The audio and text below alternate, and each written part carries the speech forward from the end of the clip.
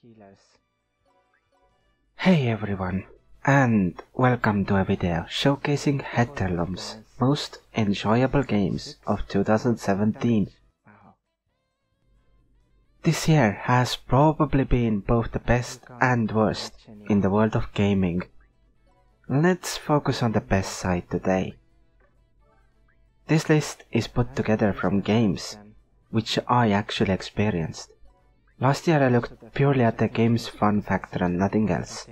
Therefore some games made it into the list which wouldn't have otherwise been there, like Doom or Dirt Rally.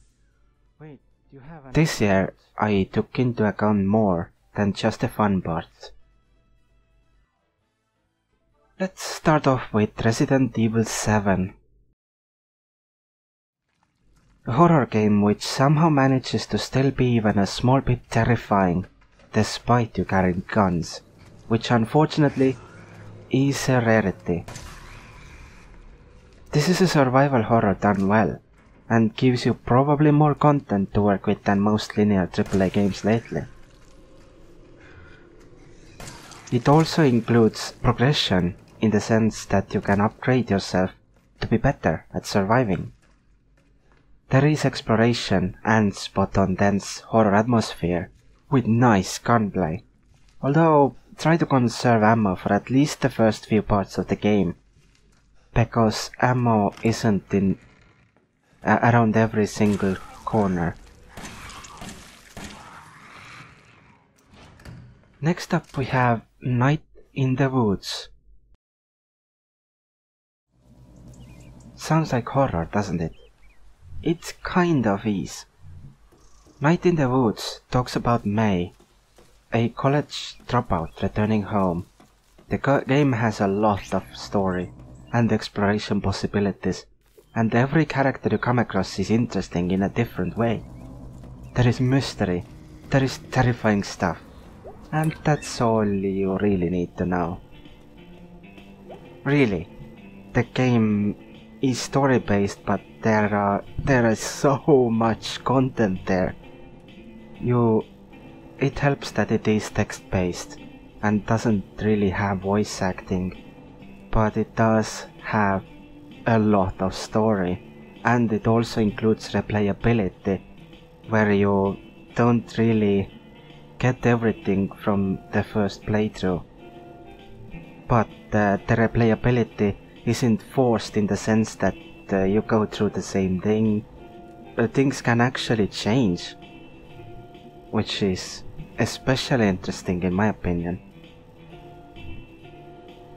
And as I said before, that's all you really need to know about this game, to know whether you like it or not. I personally love it. And continuing on, we have another masterpiece of a story-based title, which released in 2017. This one's called Rockwell.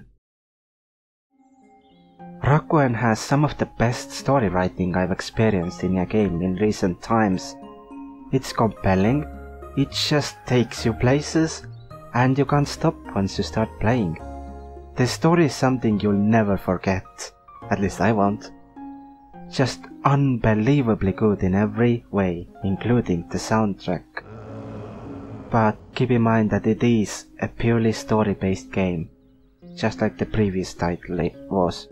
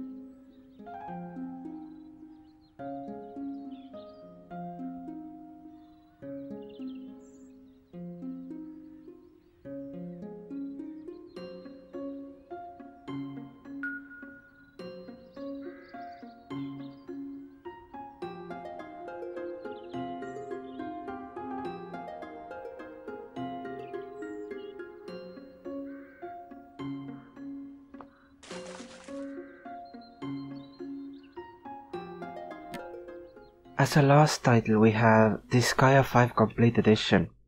This is the Nintendo Switch port of an older Disgaea game, and this particular version technically released in 2017. Disgaea 5 brings an RPG's progression ceiling to a whole new level. You might as well call this an incremental game, because if you want to actually max everything out, you'll be playing it for longer than a lot of actual incrementals need. Disgaea comes with a wide variety of ways for you to make yourself stronger. What ways are there? Well, you have item worlds, where you can go inside an item to make it stronger by clearing randomly generated levels. You can rank up your classes to improve those particular classes simply by killing enemies using said classes. That's a lot of the same words. There is of course the standard character leveling, which you can do multiple times by reincarnating. That means you reset the character level back to 1, but each level is worth more stat points than before. Then you can also power up your abilities simply by using them, or enhance them on top of everything else.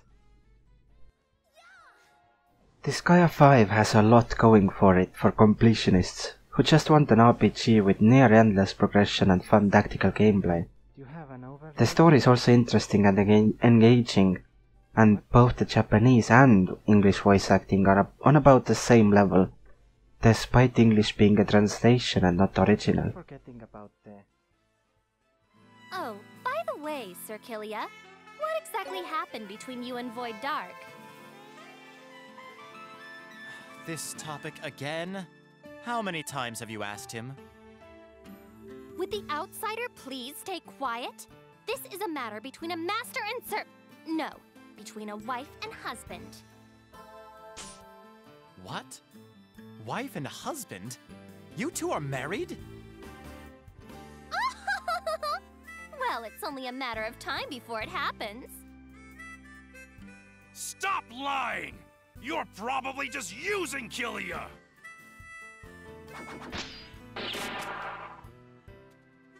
Sir Killia, whatever may have happened in the past, it will not change my heart.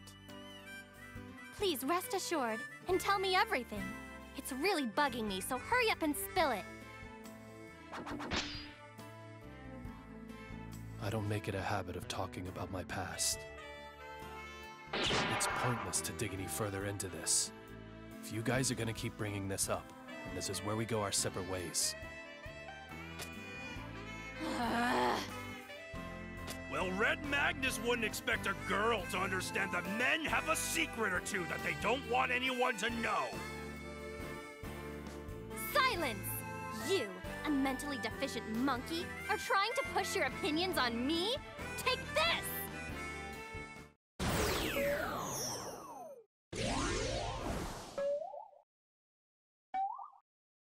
Madame Serafina, hooray!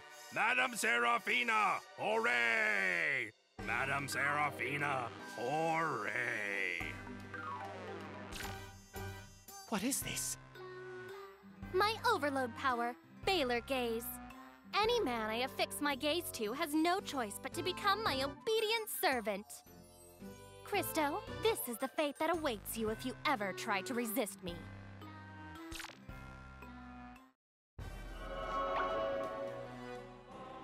Stop fooling around. Change him back. You are literally the only person who can give me orders, Sir Killia.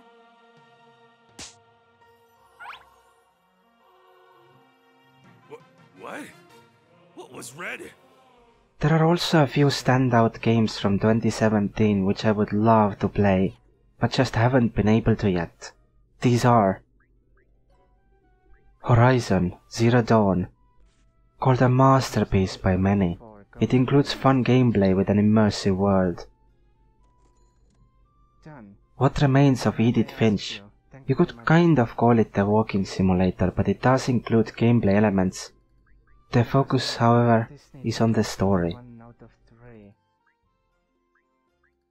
Zelda Breath of the Wild.